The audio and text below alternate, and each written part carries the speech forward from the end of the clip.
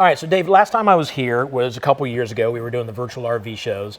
It's been a while since I've been around. Thanks for having me back. But since it's been 2 years, what's the state of the RV industry right now? How are things going?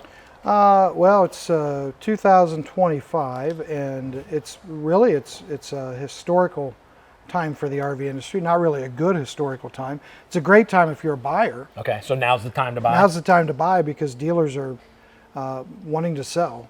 You know, and this is the honestly the lowest we've ever seen the RV industry. Okay. This is the 41st month of a downturn. Historically, downturns in the RV industry, they always happen before a recession. And they're the first industry in, they're the first industry out. Okay. So a lot of economists study the RV industry.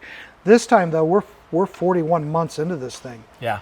So we had this boom right after COVID, right? Right. Everybody was buying RVs, everybody was camping, and that transitioned to just crazy low numbers. I mean, like, again, historically low numbers. So it really is a great time if you're in the market to buy, because you're going to get some tremendous deals right now that you wouldn't normally get. So for the buyer, it's a great time. For the dealer, it's historically, honestly, the worst time ever in the RV industry. Wow. Okay. So do you see an uptick going on? Yeah, you see signs. You Okay. know, this year, April was really good. The May was just as bad as April was good. Okay. And then June bounced back, and so far we're off to a great start in July. All right. So, yeah, you see some positive signs here or there, but you're still a good month now is about half of what it used to be. Okay. If that makes sense. Yeah. So the whole thing's kind of reset. So, like for example, you could hit 500,000 pretty easy before COVID. During COVID, 600,000 new RVs Yeah. sold in a year. Right. Now you're closer to 250 to 300,000. And do you think any of that has to do with the fact that so many were sold during COVID? Oh yeah, I still think that's a huge part of it. I think that the market was overran, right? It was flooded. Right. I think the other thing is that a lot of people overpaid because a lot of dealers took advantage. Yeah. So a lot of people are having a hard time getting out of the RV that they bought. Thank goodness our customers aren't. Yeah. And then you also have interest rates that were up. They're starting to trickle down, right? Okay. Of course, if the Fed would jump in and lower interest rates, that would help everybody in every Right. industry, you know, Right. housing and RV, car, everything. So, you know, there's those little things. Gas is coming down. That's always a huge factor. So, you know, in fact, I was just in Tennessee and gas was $2.59. Yeah. That's huge for the RV industry. So I Right. think you're seeing things that are starting to correct themselves that'll make for a positive turn very quick. So you talk about interest rates. Aside from that, or including that, how do they protect themselves when they make a purchase or when they go to make a purchase? The biggest thing is get everything in writing. Don't leave anything up for question. Yeah. Okay. And what I tell people is when you're closing on a deal, whether it be with us or anyone else, and of course we'd love your business, but we can't sell all RVs, right? Right. So, if you're buying from another dealer, ask them when you're done with your deal, hey, I want you to put in writing on my purchase agreement that if my price changes even $1, I can have my full deposit back. And ask them to sign that.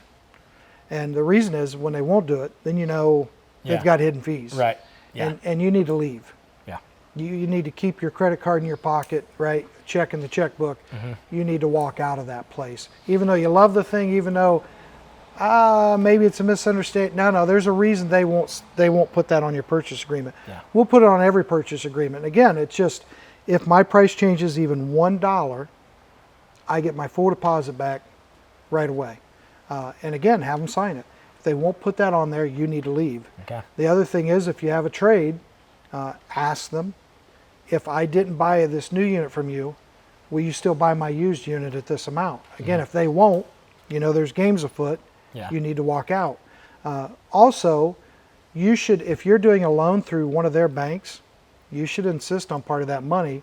They get paid a participation fee. Okay, so if they do a loan through any bank, Yeah. that bank's going to hand that dealer money for doing that loan. You Almost need to like a ask commission? Yes, exactly. You need to ask for part of that. And people usually say how much? Anywhere from 2 to 3%. Yeah. At least. Now we give customers the whole thing. Okay? Yeah. So if they do a loan through one of our banks, we give you exactly what the bank gives us. We call it our finance discount. And the way we look at it is let's let the banks pay for part of your RV. Yeah. right? Yeah, that's nice. And the finance discount you get, then you don't have to pay tax on that. You don't have to pay interest on that. That's all total savings for you and your family. But again, put in writing that if my price changes $1, I get my deposit back. Make sure that your trade deal is a real deal by saying, will you buy my used unit if I don't buy this new one for that amount? Yeah. And the last one is make sure you get part of that financing money that the bank is paying them. Nice. Well, I feel like I could answer that question a lot easier than you just did. How do you protect your purchase? You buy from RVW. There you go. Thank you. There you go. We'll see you here.